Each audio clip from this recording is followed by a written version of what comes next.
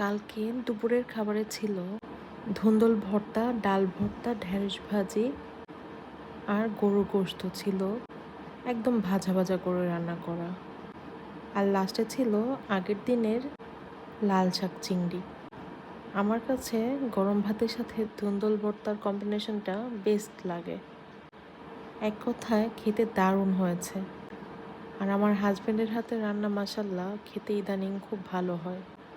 তার রান্না করা প্রতিটি আইটেমই খুব ভালো লেগেছে। গরুর গোশতটা ছিল আম্মুর হাতে রান্না করা, এটা তো খেতে আরও দারুণ। আর লাল শাক চিংড়ি তো আমার এমনিতেই খুব ফেভারিট, তার মধ্যে আবার এত মজা করে রান্না করেছে। এটাই ছিল আগের দিনের তরকারি। দুপুরের মজার মজার লাঞ্চের পর সন্ধ্যাবেলা এই চিকেন নুডলস রান্না করে দিয়েছিল।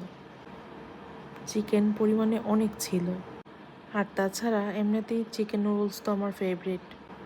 তার হাতের রান্না করা নুডলসও কিন্তু খুব টেস্টি হয়। ভয়েস দিতে কি আমার আবার খেতে ইচ্ছে করছে। ভরপুর চিকেন ছিল। আজকে এ পর্যন্তই।